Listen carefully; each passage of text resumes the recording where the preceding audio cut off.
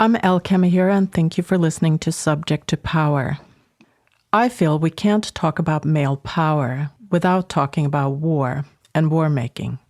But, as my guest today, award-winning political science and gender scholar Cynthia Enloe will tell you, war-making is a much bigger enterprise than just the actual war part. Cynthia studied militaries all over the globe, and in particular the relationship between women and military.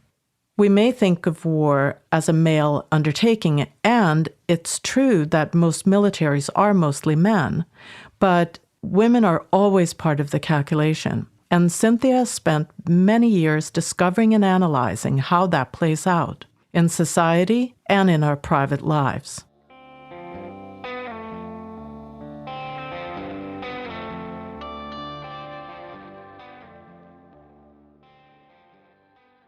I wanted to start with just kind of asking, how did you come to military, national security, international security to begin with? I started out as somebody who taught about and did research about multi-ethnic societies, especially in Asia. Now, I was at Berkeley. I was right in the middle of the civil rights movement and racist backlash. And so I was very aware of the indigenous rights movement in the US, but my focus was Asia.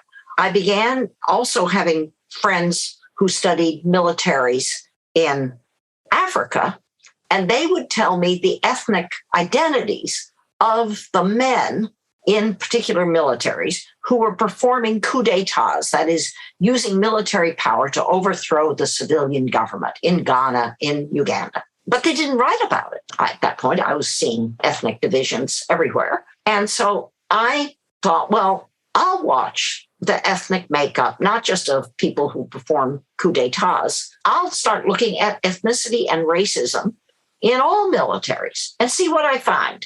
This is before I'm a feminist. So I was never an anti-feminist. I was just dumb. I just didn't ask any gender questions, It's always good to admit when you were dumb so you can be curious about why you became a little more undumb. So I spent about 7 years, Elle, looking at the histories and the current politics of race and ethnicity inside the US military, the Canadian military, the then Soviet military, the Ugandan military, the Philippines military, the Brazilian military, you name a military, and I could tell you who was in the Air Force and who was in the Navy and who's excluded.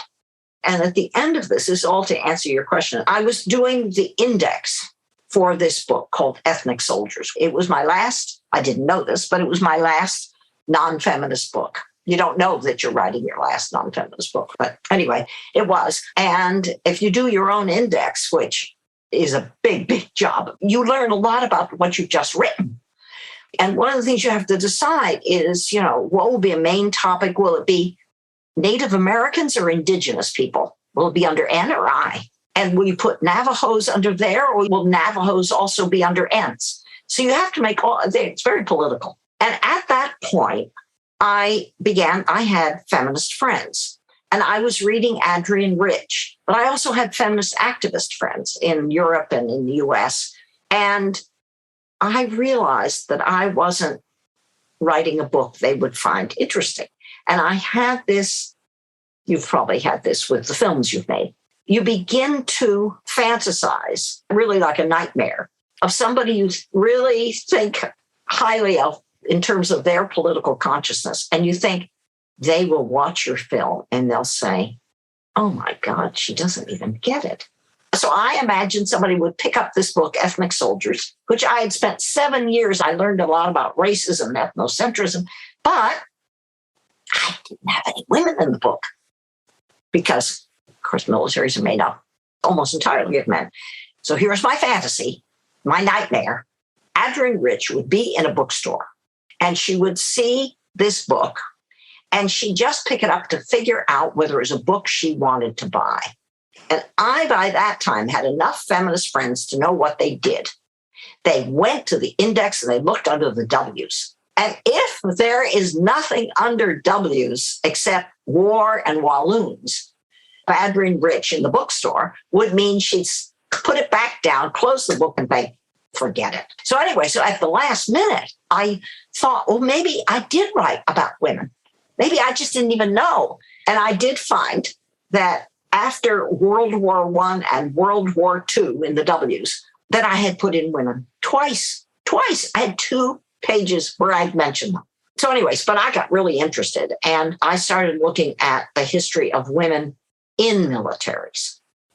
For the first time ever, I started looking at the history of women as nurses in war, women as prostitutes in war, women as wives of soldiers in war.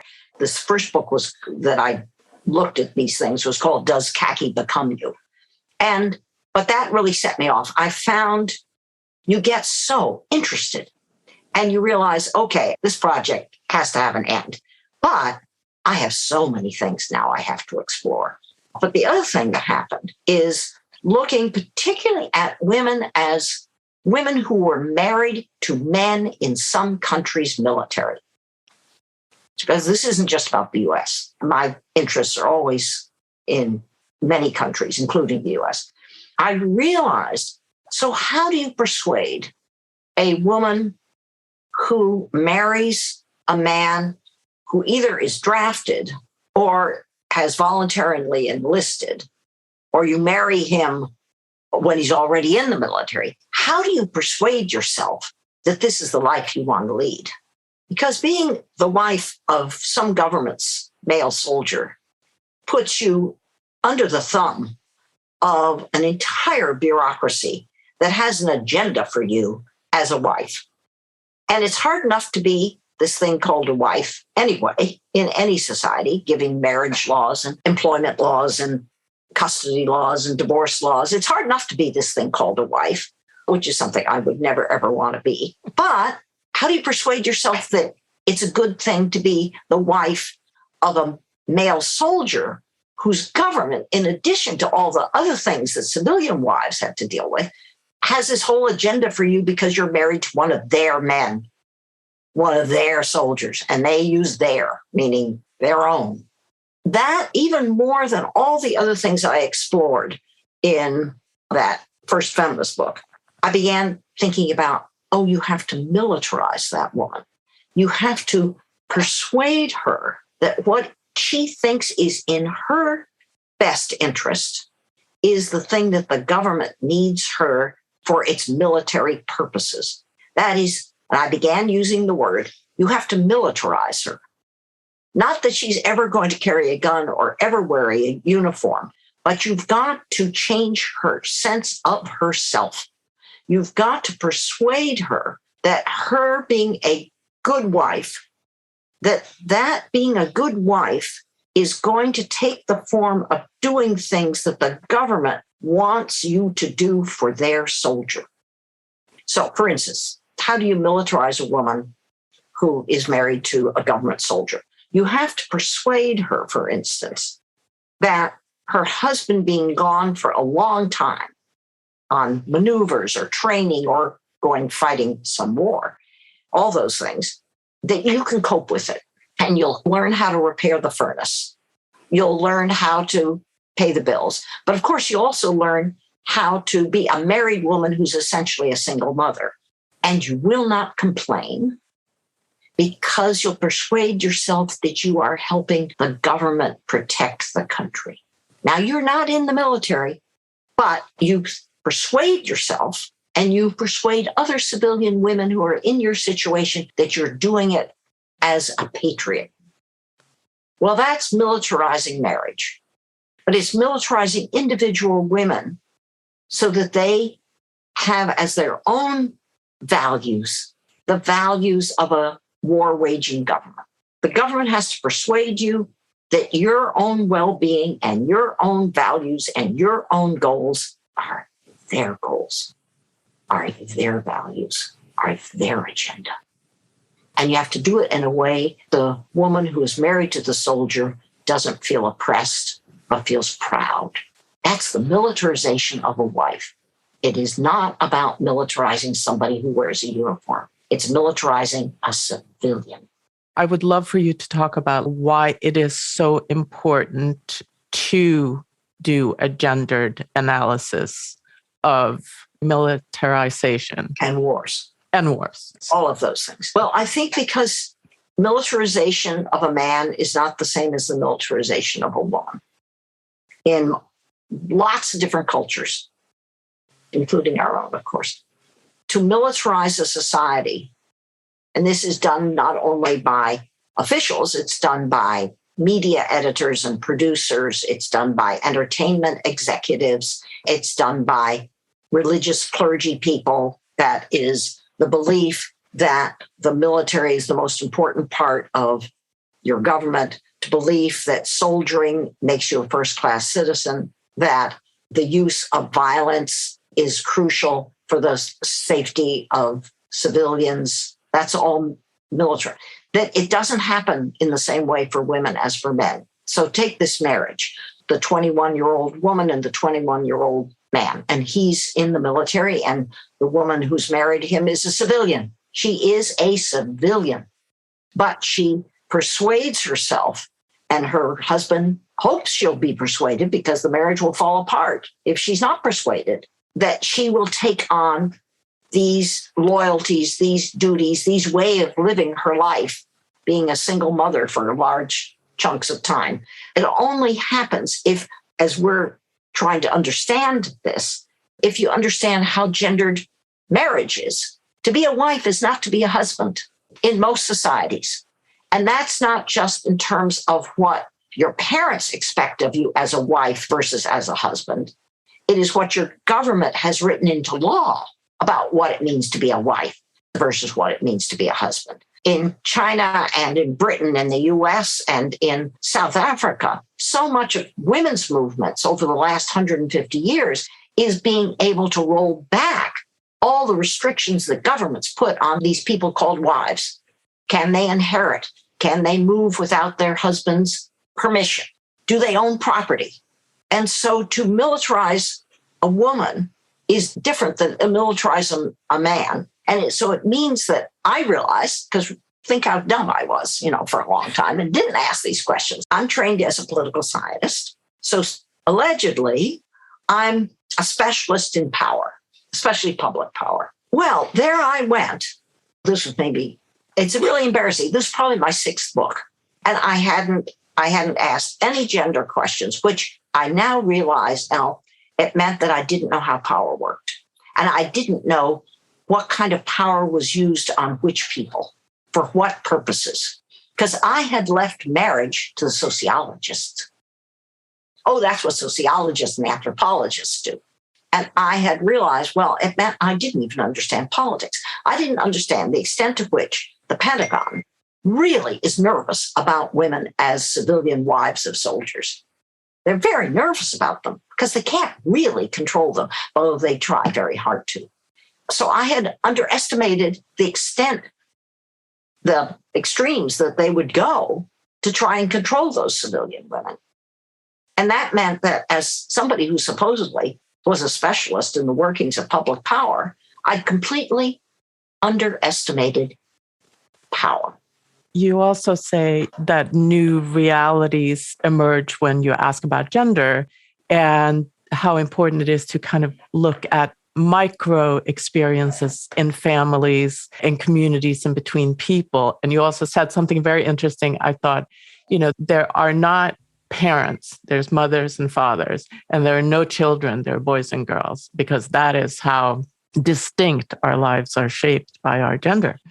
And you do tell a story about the radio in an Afghani home, which I would love for you to tell and also explain why it's so significant. So now I'm talking about around 2008, 2009, in the middle of the US-led war in Afghanistan. And this very smart group of media specialists decided that they wanted to see sort of how radios were actually being used in remote rural villages. Now, this is at a time, we all know now, how much organizing Afghan women have been doing in the middle of these wars. And one of the great creative efforts by Afghan women's rights activists was to create radio programs for women and girls about their rights, the idea that they have rights. Because the Afghan constitution was rewritten and it was rewritten in a way that recognized women's rights. So there are all kinds of radio programs that were being developed by Afghan women for especially rural Afghan women who oftentimes couldn't go very far from their homes. So radio was going to bring to them something that didn't require literacy. This is why radio is so powerful. So this group of researchers, they went to a remote village in Afghanistan where there was maybe one radio for every 3 households. Here's what they found. Yes, there was a radio in a family household. But what they found was that the radio was gendered because there were still these great programs coming from Kabul about women's rights. But the radio was probably the most valuable thing in the household, which meant the man controls it. And so it was put on a high shelf. A woman was never allowed to touch it. Be like nowadays, if you get the fanciest new high-tech power mower for the grass, saying, don't you dare touch that. So the woman never touched it. She could dust it, maybe, but not touch it. And the kids couldn't touch it. Forget about all that great children's programming coming out of Kabul, because it was so valuable that only the most powerful person in the impoverished household could touch it and take it off the shelf. That's the adult man in the household, the father. But also, he is the only one who could turn it on. And he only chose the stations that he wanted to listen to. It's his property. He, they found, wanted to listen to programs about news, capital N news, not health and childcare, certainly not women in the law. Because what they found was, this is just gender analysis at its best. What they found was that for the men of the household to be informed about the world, the bigger world, gave you authority. And this is how patriarchy works. If you can domesticate women, you can claim that they only know about the confines of their house. They don't know about the capital W world. That's men's business. The other thing they found out was that the men in the household, they earned prestige amongst the other men in the village, many of whom didn't have a radio. So they carry the radio outside, and the other men in the village would come and they would all listen together. It was like the pub without the liquor. It's how men reinforce with each other their standing, but also their authority. And authority comes from claiming knowledge. And so women never heard those great programs that the women in Kabul were creating for them. And that's doing a gender analysis of a radio. In the book, I think you call it the masculinization of importance. Can you talk a little bit about that, and also why it is so important to kind of look closely at masculinity, study masculinity? Well, I think one of the things I learned is I learned to watch how things happen over time. That's why I don't just talk about militarism, a package of ideas, just like capitalism or socialism or fascism, a package of ideas. That's important, and I try to constantly unpack the package of militarism. But I'm really interested in militarization. I'm really interested in how the 19-year-old civilian girl gets married to the male soldier, and by the age of 23 has become militarized in her notion of being a good wife. I want to watch things over time. So I'm very interested in isations, all kinds of isations. And I'm also interested in masculinization. How do you take something that used to be done mainly by women and transform it, also give it higher pay, transform it so that it becomes masculized? And one of my favorite examples of the masculinization of something at first was done by women was programming for computers. Because the first programmers of the first computers in the 1930s and 40s were women, because the men who invented that, well, it wasn't all men, the men who controlled the invention, that's different, of the computer, they thought programming was like being a secretary. That was the analogy they made. And that analogy was a feminized analogy.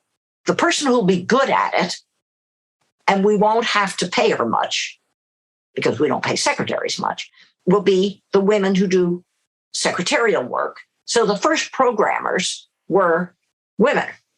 And then in the 60s, 70s, and by the 90s, programming looked as though, oh, well, actually, you could have a lot of influence. You could make a lot of money off of programming. It's too important for those secretarial, clerical women. It's much too important to leave it to the girls. And so bit by bit, programmers became masculinized. That is, to masculinize something is not just to fill the job or the role with men. It's to imagine that only people that have masculine attributes, only they would really be the best programmers. So now you have women trying to break into programming when in fact they were the original programmers. So it's watching something over time. In banking, in the history of banking, the first bank tellers were men because you handled money and you dealt with the public. And it was an inside job, meaning you had an office job, which all of a sudden gave you more class status. So it was an inside job. You handled money and you dealt with the public. So obviously it's something only men could do. But then the bankers who were trying to maximize their profits, they thought, well, you know, if we could turn bank telling into something that looks not very important, that looks more like secretarial work, we could pay them less. And that led to the feminization of bank telling. One of my favorite documentaries of all times is the Wilmar 8. Wilmar is a small town in northern Wisconsin, and it's about 5 women bank tellers in the branch bank in Wilmar, Wisconsin, get the idea that they are not paid enough, because what they see is that every time they train a young guy to be a bank teller, he's promoted really quickly. And before you know it, he's the branch manager over you who trained him. Well, that's how you sustain the feminization of bank telling. You do train some men to be bank tellers, but you make sure that they go up the ladder really fast and get away from the bank teller. So that's feminization over time. And masculinization also happens over time. They can both be stopped. They both can be reversed. One of the things I like about, look out, because I'll go off on my rant here. I am a little evangelical, I have to admit, But one of the things I like about isations, watching things over time as processes, is that it means you can stop it. You can reverse it. If you just talk about patriarchy or just talk about militarism, it looks as though it's a huge block of marble and you can't move it. It's there blocking your way. But an isation can be slowed down. It can be stopped, and sometimes it can be reversed. You do talk about also militarization as a transforming process in that same way. And it goes far beyond war, far beyond mobilization for war, or even pre-war, post-war. It's kind of an invisible web that spreads into every part of life. Can you try to describe it? Well, it's so apparent in the U.S. that people who visit the U.S. are stunned.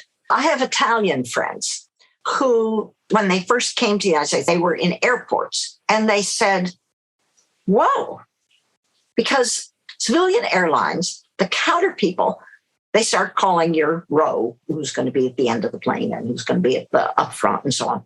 But they start off by saying, people who need a little assistance to get on the plane, people with small children, they can go first, and then active duty military, as if they are the equivalent of the elderly and small children and need special help. Well, no, they need special privilege, and they need airlines and all of us as civilian passengers to think, oh, that's right. Oh, that makes sense. We should honor them. And my Italian friends, and Italians know a thing or two about militarization, but they've demilitarized themselves a lot more. They said, this is weird, is what they said. What is there going on in the United States that military active duty personnel, how come they're getting this privilege? And why is it that all the American civilians who are eager to get on the plane kind of just take it as if it's normal? Well, that's the militarization of all of us. It's the militarization of the airlines, but it's the militarization of anybody in the waiting room who thinks, oh, yeah, that makes sense. It's like the emperor has no clothes. It's only when your Italian friend says, why are you so weird? That you think, oh, you mean I've been so militarized that I don't realize how weird it is? And you can't explain it because you're so deeply militarized that you think it's normal. That would be about 2001. I'll bet if you went back and looked at people flying on American civilian planes in the 1990s, there was no special privilege for people in uniform. And it's part of the US war on terror to heroicize a guy who, in fact, may be peeling potatoes on a base, but treat him like, he's our savior. So you can point to the time when it happens. Yeah. It seems like we cycled through a number of these. I mean, even, yes, 2001 and the war on terror was very specific, right. But there was Desert Storm before that and other sort of mobilizations. My hunch is the little window we as a society, we as citizens and civilians together had for reversing. We had two windows. One is after the failure of the US military war in Vietnam. From about 75 to 79 or 80, the civilians in Congress lessened the defense budget. The military shrunk in terms of personnel numbers. The male draft, what other people in the world call conscription, ended. We had a lot of really good things going on in the late 70s. But for a lot of people, they missed the militarization. And there were a lot of people who thought about reestablishing the pride in the military as something they needed to do. Ronald Reagan, as president, really took that on, the remilitarization of American culture. And by the time you're really noticing it in the mid-'80s, it's at a full gallop, mainly via anti-communism. Anti-communism as a commitment, anti-communism as a value, anti-communism as fighting against a nightmare, alleged nightmare. All of those fed it. And so a lot of ROTC programs, which are college Defense Department programs, were reestablished. The Defense Department in the 1990s began to introduce junior ROTC, which is the militarization of high school students and their parents, because parents have to agree. And so by the 1990s, we're in full gear here. One of the things that I watched for a while, the toy G.I. Joe, which is made by a profit-making company, the toy G.I. Joe sales dropped off in the late 70s. By the late 1990s and into the 2000s, it's not only that the G.I. Joe now was sold, but it was redesigned with more muscles. The early G.I. Joe is a little plastic figure with almost no muscles. By 2000, he looks like Mr. Atlas or something. So it's also the masculinization, but also Barbie joins the Air Force. So that's the militarization of childhood play. I mean, this is the bad news. You could militarize motherhood, play, high schools, marriage. You can militarize anything. And most of us, especially in the United States, if we don't have friends from other countries who say, you're weird. I mean, when you first came to the US, didn't you think a lot was really weird? I did. And I think about the Pledge of Allegiance you do every morning. That struck me as a very military exercise. Yes. And so what? Okay, how old were you? Now we're outing everything. How old were you when you first came to the U.S. and noticed this? 17. Because you must have been in school, right? Yeah, so you I was saw in high you school. had to do it. I was a foreign exchange student, and I had to do it. So when you said to your new high school American friends, "Whoa, this is very strange. I feel kind of weird doing this." I wasn't religious, so the God in it was uncomfortable. I wasn't a citizen, so pledging allegiance to country was just, I actually learned to mouth it rather than say it to stealthily get out of it. See, you were trying to resist militarization. Really? You said to any of your new American high school friends, isn't this a little strange? What did they say? I think everything was so strange to me. The masculine nature of, because I went to this big sports school with a lot of football. What part of the country? In New Jersey, southern New Jersey. Yeah. Football. So that was the severe gender roles done by like sports. And many of my high school guy friends were going into the Marines straight out of high school. And in fact, the Pentagon, it has a whole recruitment branch. Recruitment's big. And by the time you came, you see, there was no more male draft. That's right. So the Pentagon, to keep up its numbers of recruits, had to persuade young men and their parents, their fathers and their mothers, to get them to enlist voluntarily. Whereas their fathers in the US would have been subject to the draft going out of high school. Your guy friends in New Jersey high schools, they had to willingly join as volunteers. So the Pentagon thinks about this all the time, and they think about the gendering of sports. So I've got all kinds of things I want your listeners to do, and then tell you and me what they find. They have to look at where the Pentagon puts their money for enlistment ads. They do not put them in tennis. I mean, if you watch the Open, the tennis Open in Forest Hills, New York, the biggest tennis match in the US advertising market, that is not where they're going to put their Marines ads. But also, they don't put them in baseball very much. They put them in NASCAR events and football. Because football in the United States, it doesn't have to be, but football is so vulnerable to militarization because of its uses of violence. Whereas the kind of masculinities that are on display in highly competitive tennis still are not quite the kinds of masculinities that the Defense Department thinks it needs in the Navy, the Air Force, the Army, or especially the Marines. So you are so overwhelmed by the gender weirdness in your New Jersey high school. You could barely notice the militarization. Absolutely. There was so much weirdness with the gender stuff. You should write down for yourself, just thinking back to your school exchange self, as to what at the time, even if you couldn't explain it, just what seemed weird. That'll be a whole book. I can see it now. Yeah. Yeah. It should be just called weird. Yes.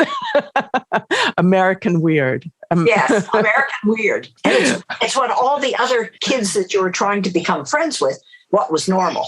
Yes. I mean, that's how you normalize masculinization of certain things. That's how you normalize militarization, that it no longer seems weird. It seems normal. So normal that you lose your curiosity about it. That's the key to militarizing something or to masculinizing it, is the people who are performing it and who think it. It's so normal that they are no longer curious about it. It's why feminists are such nudges, because feminists, I mean, I became a nudge, Feminists, when you become a feminist, anybody who becomes a feminist says, I don't get it. How come? And people say, well, it's just how it is. And then the feminist says, no, I really mean it. That's when the 12-year-old girl at Thanksgiving dinner says, I don't get it. I don't get why dad is always the one who's carving the turkey. I don't get it. Speaking of the militarization of everything and just kind of the odd places where it makes its way, you talk about the not only as the war machine and the mobilization and all of that takes a militarization, but even so you have the anti-war movement, especially during the Vietnam War and the 60s and 70s, which you were talking about, and 80s even, had a very robust anti-war movement. But that was far from free from militarization as well. So I just want to talk about the paradoxical nature paradoxical. Yeah. And it's really it was a lot of Black feminists who in the late 70s and early 80s began looking back at the anti-war movement and began looking at two things in the anti-war movement and the civil rights movement, and looking at the privileging of certain kinds of masculinities. This is now about masculinization and masculine privilege. If you read the new biography, wonderful new biography of Fannie Lou Hamer, who's one of my heroes, it's called Walk With Me. And Fannie Lou Hamer in Mississippi and waging, I don't know how she did it, but she got so annoyed at all the male pastors claiming to be the leaders of the civil rights movement. And she was pretty critical, as African-American feminists, past and present, are of the privileging of the male pastor as the spokesperson for all African-Americans. So that's masculinization. And a lot of Black feminists saw it in the anti-war movement and saw it in the civil rights movement. But one of the things they noticed was the use of confrontational tactics. That very confrontational kind of culture, just on the brink of militarization. It wasn't necessarily with weapons, and it wasn't necessarily with deliberate use of violence, but it was a confrontational kind of culture with the assumption that confrontation made you seem stronger. And that's right on the brink of militarizing an anti-war movement.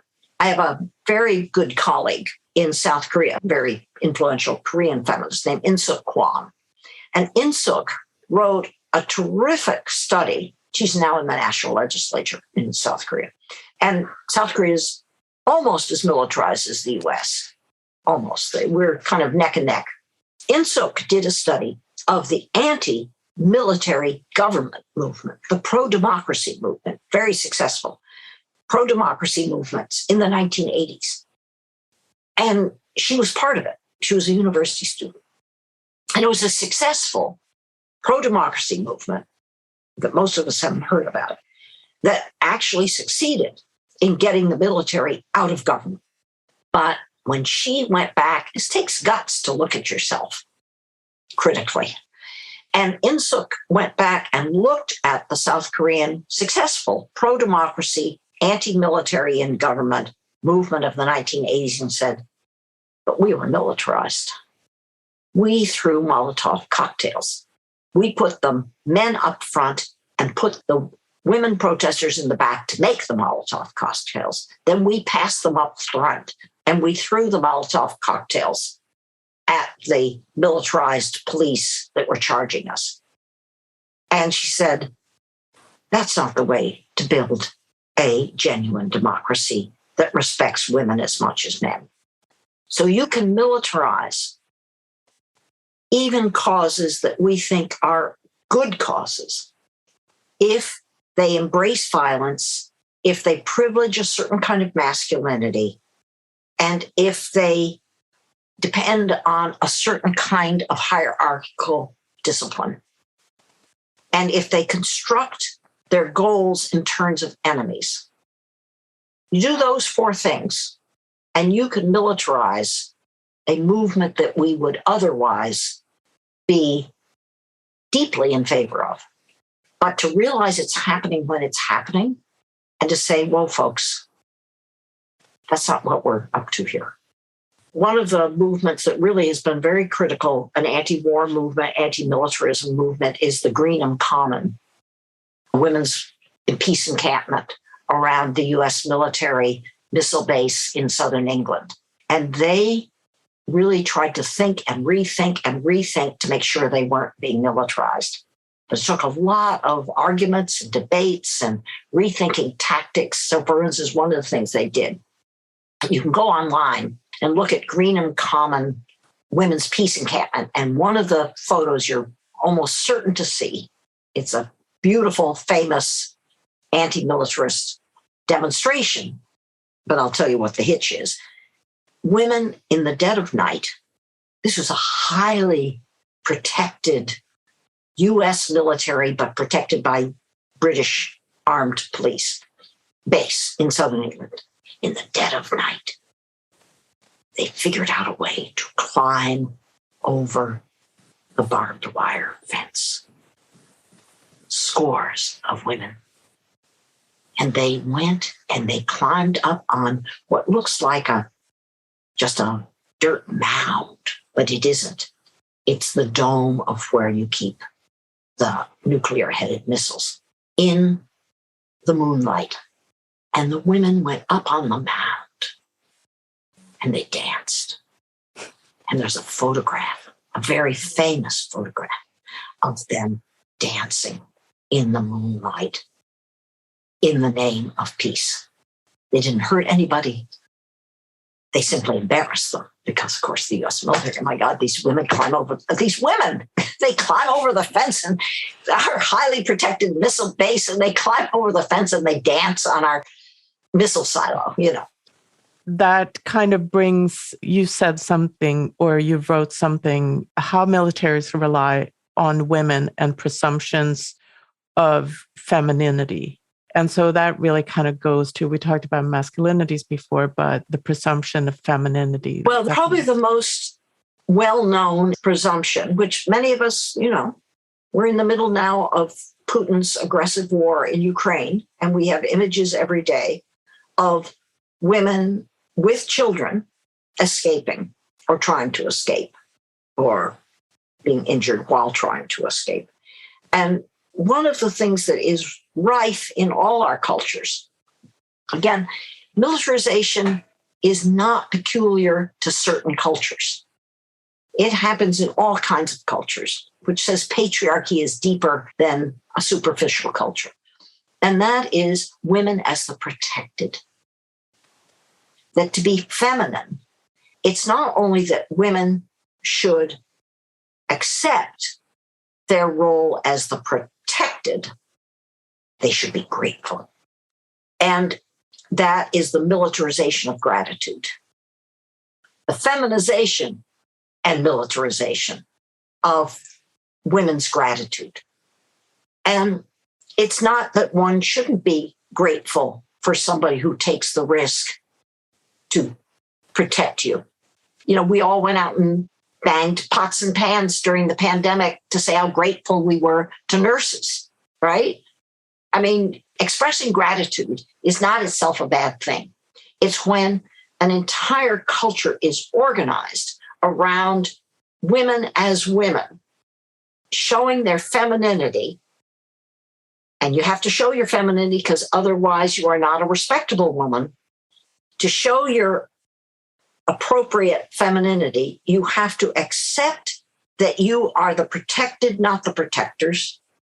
And you have to be grateful to the manly men who protect you. And if you're in a whole societal system where you must be the grateful protected, it means you're the protected because you don't know how the world works. The thing about the masculinization of the protector is that it assumes that the protector, and of course this isn't true at all, but it assumes that the protector knows more about the world.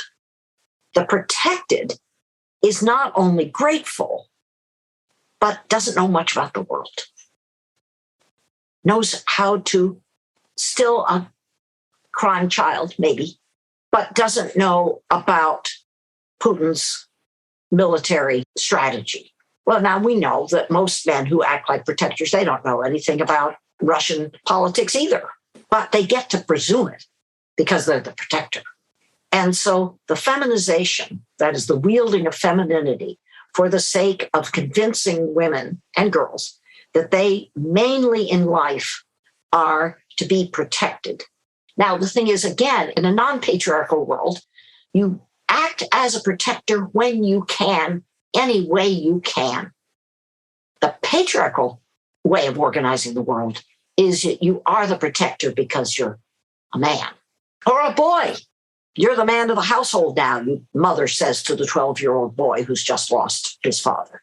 And the protector makes decisions. The protected follows somebody else's decisions. Now, the reality is, when you look at all the photographs and read all the very, very good reporting that is coming out of Ukraine, one of the things you realize is that the women who are taking responsibility for children and for older, vulnerable people, they are protectors. I mean, if you ask most 26-year-old men, you've got a choice, Charlie. You've got a choice as to whether you don't want to do it, you've never done it, you don't know how to handle a gun. You have a choice to go for rifle training and be with a group of guys to be in the Ukrainian Volunteer Defense Force.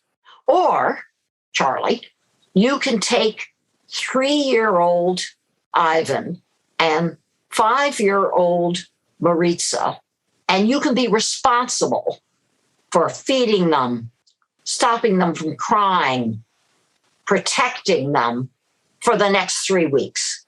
Which do you think Charlie will choose?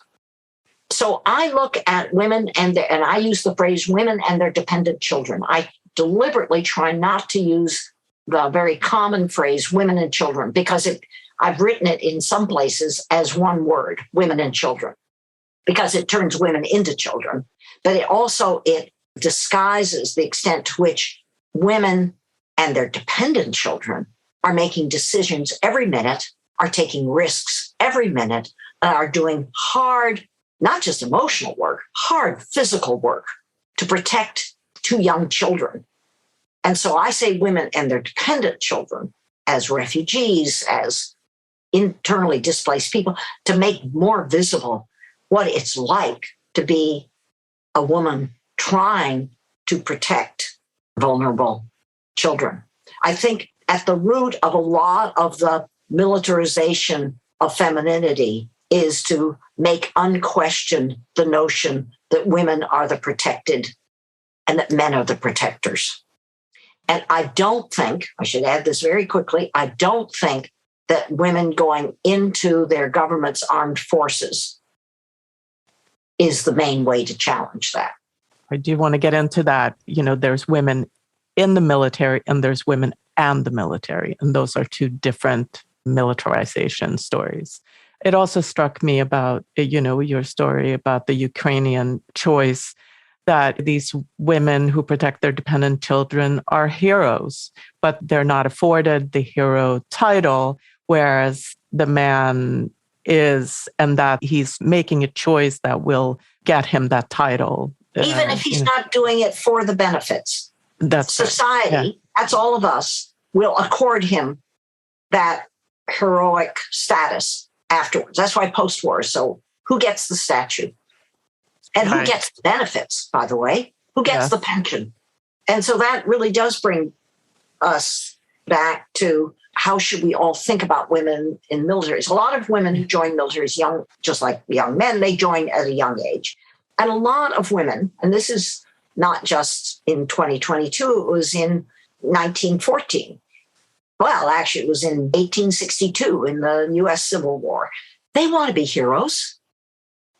A lot of 18-year-old girls who ask why their dad is the one who's carving the turkey, they want to be heroes, and they know how heroism works.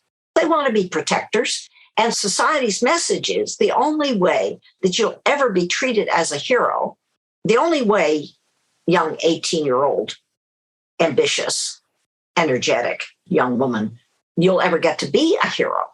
And the only way you'll ever be recognized as having the skills and the capacities to be the protector is to join the government's military. And of course, ever since all these governments have ended the male draft, they need enough women, not too many, enough young women to think that's the only way I can be a hero. It's the only way I can be physically adventurous. It's the only way I can be recognized as a protector. I have to join the government's military because most militaries now need, not too many, but especially young women who've completed high school and maybe a couple of years of college, because militaries now need a lot of math and literacy skills. But so they need about 12 to 16%, not too many more, because then guys won't want to join. Guys do not aspire to be bank tellers anymore because it looks like a feminized job. But they will if the women are kept kind of in their place and, 16% or less, and be better if they weren't in very visible positions. But if women can be kept at about 16% of the uniformed active duty force, then it's still attractive to guys because it's 84% guys. And it could still be a place where you can earn as a 19-year-old or your status as a masculine guy. Let it get up to 20%. Not so attractive to that high school kid who played football and now wants to be a Marine. So military, and they think about this all the time. They are constantly, they don't want us to know, because they never want us to know they're strategizing about masculinity and femininity, but they're doing it all the time. Every time they design a uniform, they're doing it. Where to put the pockets. Oh my God. And really, they're so nervous about where to put pockets on women's uniforms. Really, they had a whole debate. As they should. As they should. About where to put the pockets. They never put the pockets where we want the pockets, right? Right? Yeah. Anyway. But they do debate it, but they don't want us to know that they're so nervous about femininity and masculinity and how to get it just right.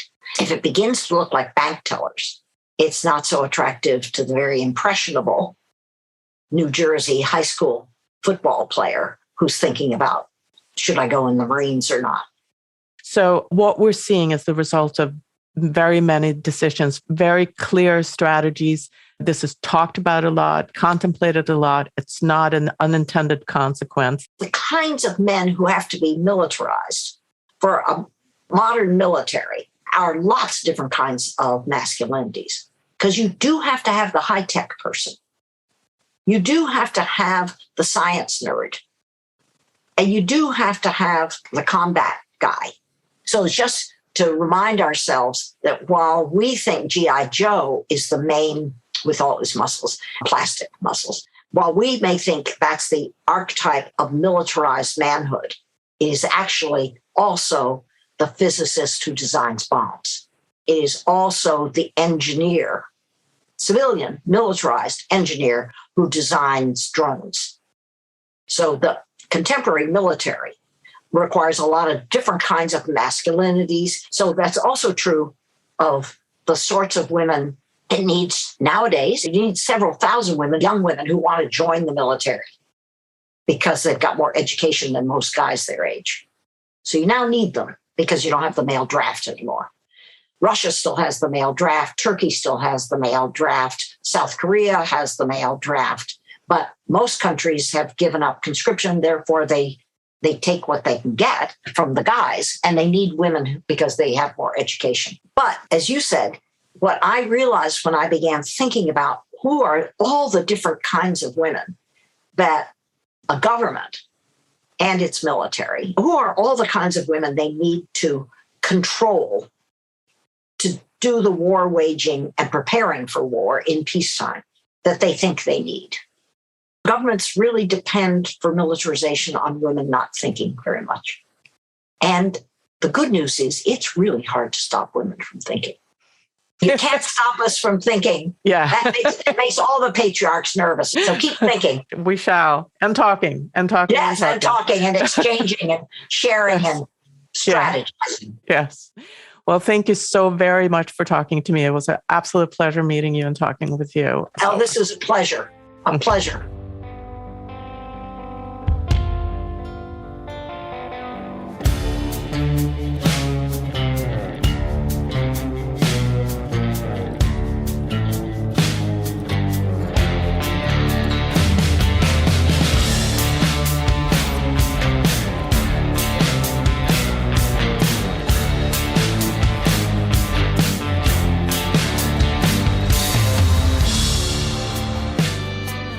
Thank you for listening to Subject to Power.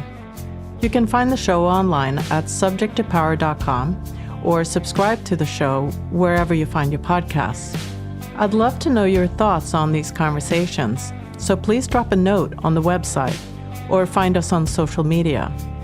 The best way to support the show is to rate and review Subject to Power on Apple Podcasts. It really helps other listeners find us.